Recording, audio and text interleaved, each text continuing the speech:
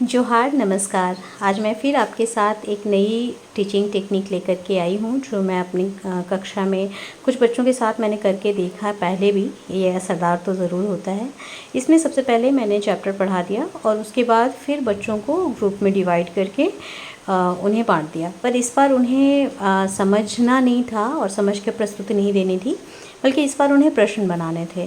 तो ल्हासा की ओर चैप्टर था, इसे मैंने बच्चों को पढ़ा दिया था और उसके बाद उसके पैराग्राफ को ग्रुप के अनुसार मैंने बांट दिया और हर एक ग्रुप को ये निर्देश दिया कि वो इसमें से 10 प्रश्न ढूंढें कम से कम, और फिर उसे ढूंढकर वो उसे बच्चों से पूछें और बाकी बच्चे उसका जवाब देंगे। काफ़ी अच्छा प्रैक्टिस था, सभी बच्चे मेहनत कर रहे थे। कक्षा में तो जब पढ़ा रहे होते हैं कुछ ऐसे भी बच्चे होते हैं जो आपकी बातों को ध्यान से सुनते हैं, कुछ ऐसे भी होते हैं जो ध्यान से नहीं सुनते, कुछ ऐसे भी होते हैं जिनका गेस्चर तो होता है कि वो आपको सुन रहे हैं पर वास्तव में वो सुन नहीं रहे होते हैं।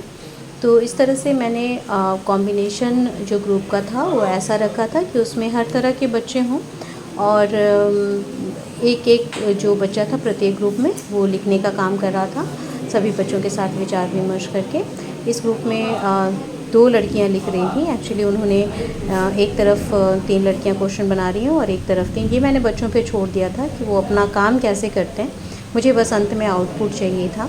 और मैं बीच बीच में घूम कर देख रही थी कि सभी पार्टिसिपेट कर रहे हैं कि नहीं, सभी चर्चा में भाग ले रहे हैं कि नहीं, क्योंकि कई बार ऐसा होता है कि जब ग्रुप एक्टिविटी कराते हैं तो कुछ बच्चे छूट जाते हैं। फिर मैंने बच्चों को निर्देश दे दिया। पहले वो ये बताएगा कि वो किस ग्रुप से है, उसका नाम क्या है, ठीक है, मतलब जो कैप्टन जो यहाँ प्रेजेंट कर रहा है उसका नाम क्या है, और उसके बाद वो पहले ये बताएगा उसने जो पैराग्राफ पढ़ा। निर्देश देने के बाद प्रस्तुति की बारी आई और एक एक बच्चे ने अपनी अपनी प्रस्तुति दी। प्रथम पेज बता दी जाती है। इसमें मैंने ये पढ़ा कि पहले तो नेपाल से पहले इस रास्ते के बारे में बताया गया कि ल्हासा की ओर जो जा रहे हैं, ल्हासा की ओर का रास्ता में क्या क्या पड़ता है, किस तरह से हम लोग को वहाँ पर जाने की सुविधा मिलता है, और वहाँ पर जाते हैं तो हम लोग क्या सुविधा नहीं मिल पाता है, इसके बारे में बताया गया है। और वहाँ पे हम लोग कितना भिन्न है नहीं करे, वहाँ पे जगह जगह फौजी चौकियाँ क्यों बनी हुई है,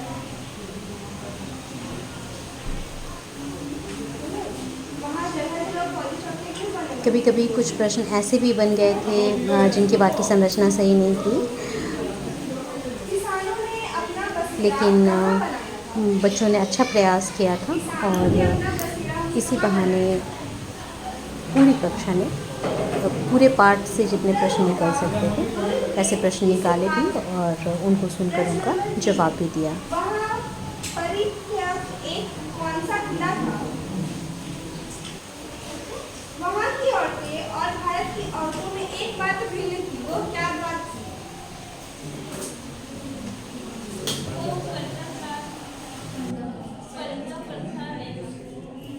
सही जवाब उत्तर होगा वह पर्दा नहीं करती थी।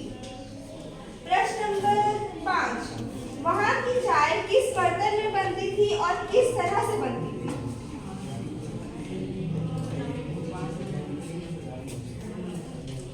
उत्तर होगा बोल रहा।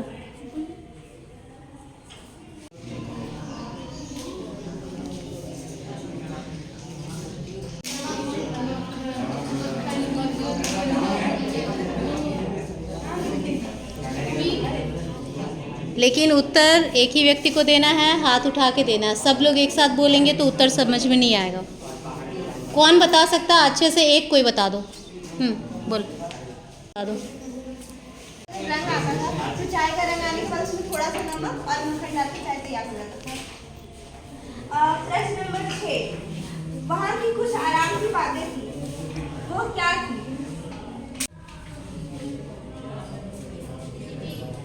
उदाहरण एक दे दो क्योंकि क्वेश्चन जैसे कि वहाँ की जाति क्या बोलते हैं, छुआछूत नहीं था, उसी से 3 मिसाल है, तो 1 2 बताओ, बस 2 बताओ।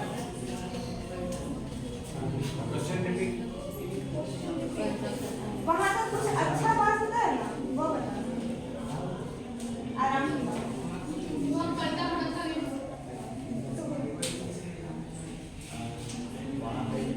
ऐसे कोई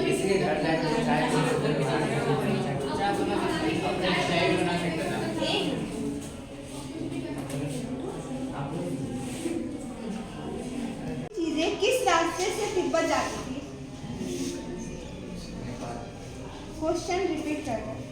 फरीक का रीड का रास्ता जब नहीं खुला था तो नेपाल और हिंदुस्तान की चीजें किस रास्ते से तिब्बत जाया करती थी?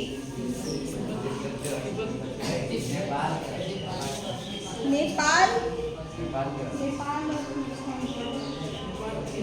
मेरा नाम स्नेहा कुमारी है, मैं समूह 2 से हूँ। मैंने तीसरा पैराग्राफ पढ़ा है जिसमें कि लेखक ने बताया है कि वहाँ पे हथियार का कानून नहीं था, जिससे कि लोग बंदूक लेके घूमते थे। और फिर वहाँ पे लेखक ने लखनऊ जाने के लिए कैसे घोड़े किए। और प्रश्न नंबर 3, डाकुओं के लिए सबसे अच्छी जगह क्या थी? पहाड़ी रास्ते।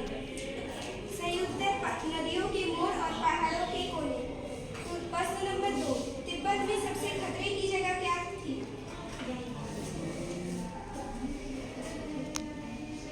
हमें पिछले साल के बारे में क्या मालूम हुआ?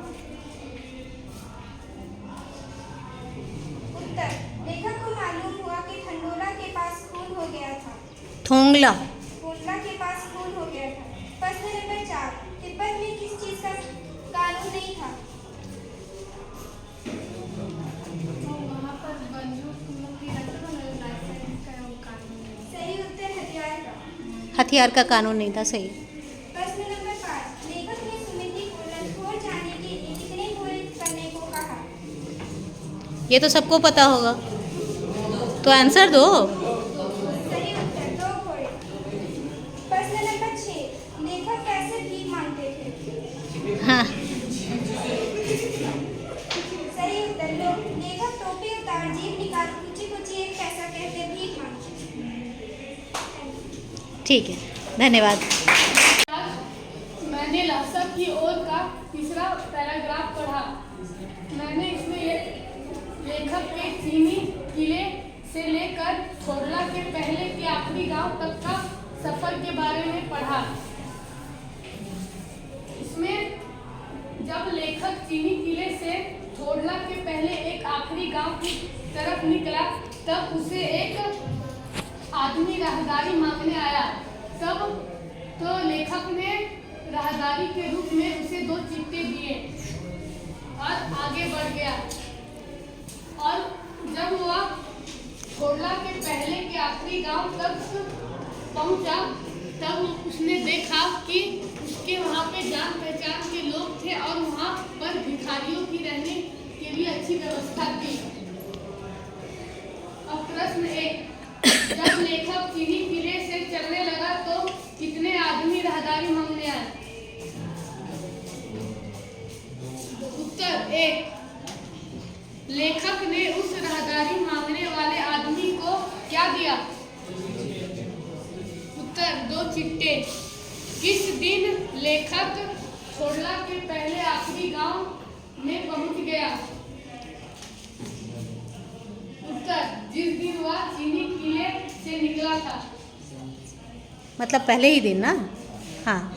प्रश्न 4, कितने साल बाद लेखक छोड़ला के पहले आखिरी गांव वाले रास्ते पर आया? उत्तर 5 साल बाद। प्रश्न नंबर 5 साल बाद लेखक छोड़ला के पहले आखिरी गांव वाले रास्ते पर क्या चीज पर सवार होकर आया था? सही उत्तर। धन्यवाद।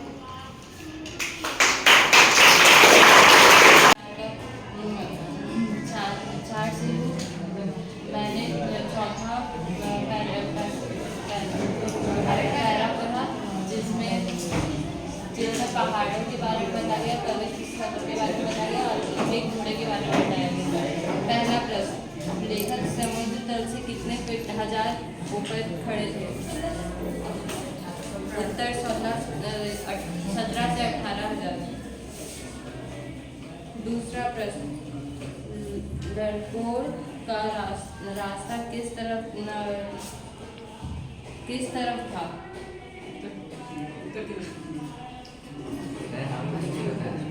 उत्तर दाहिने वाला। लाल धुन का था, पूरा रूप से था। 3 गिलास चाय गरम किया, रात के गर्म में सूर्य मिला। तब हम इंद्री के विशाल मैदान में थे, जो पहाड़ों से गिरा था, उनसे मालूम होता था कि जमीन का बहुत ज्यादा हिस्सा किसके हाथ में है? मठों के हाथ में। मंदिर में कंजूर की हस्तलिखित कितनी पोथियां रखी हुई थी? तो आपने देखा कि बच्चे किस तरह से इसमें सीख पा रहे हैं। कितने शेर में लिखी हुई थी? इस तरह सवाल जवाब होते होते समय का पता ही नहीं चला और घंटी बजने के बाद भी ये कंटिन्यू रहा। लास्ट में मैम आ गई थी क्लास में।